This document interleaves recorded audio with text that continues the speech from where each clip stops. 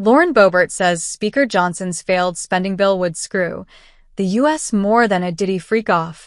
Firebrand Representative Lauren Boebert lambasted House Speaker Mike Johnson's spending patch flop, arguing it would screw our country more times over than a Diddy freak-off.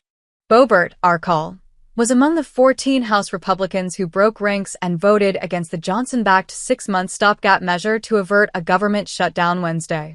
This continuing resolution that we're going to vote on today, it's going to screw our country more times over than a Diddy freak-off, Boebert vented on prison resident Steve Bannon's War Room podcast ahead of the vote.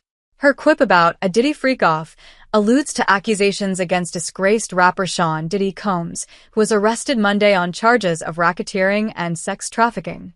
Combs would allegedly force drugged-up victims to have sex with male prostitutes during days-long orgies called freak-offs. He has pleaded not guilty, and his lawyers have defended his innocence. Boebert further decried the current government funding row as chaos and madness. At the start of each new fiscal year, which is October 1st, Congress is obligated to fund the government or else risk a shutdown. A faction of House Republicans has a knack for rebelling against leadership plans to fund the government over frustrations with the process and deficits. To pacify those concerns and avert a shutdown ahead of the November 5th election, Johnson, Republican Louisiana, attempted to pair a stopgap measure, known as a continuing resolution to keep the government funded, with the Safeguard American Voter Eligibility. The SAVE Act would require voters to show proof of citizenship to cast their ballot. The SAVE Act is a great bill that would secure our elections from illegal aliens voting in there, require voter ID, Boebert said while laying out her reasons for opposing the broader package. Back in July, the House passed the SAVE Act with support from 5 Democrats, but it was dead on arrival in the Democrat-controlled Senate. Former President Donald Trump has staunchly backed the SAVE Act and urged Republicans to fight for it in the government funding showdown. But Democrats dubbed the SAVE Act a non-starter.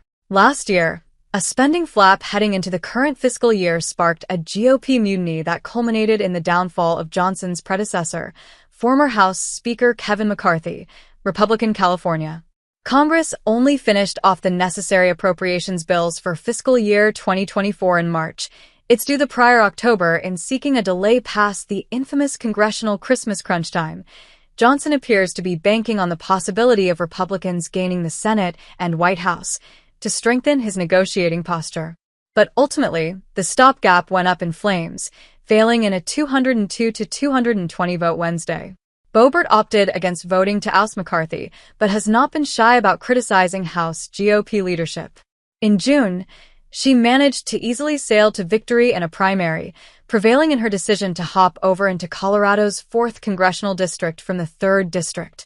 The Centennial State Republican had narrowly eked out a win in her last general election showdown in 2022 against Democrat Adam Frisch by just under 500 votes following a recount. Frisch is vying for re-election again.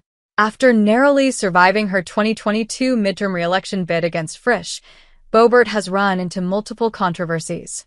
Infamously, back in September of last year, Boebert was caught on camera having a groping session during a showing of Beetlejuice in Denver, Colorado with her then-beau Quinn Gallagher.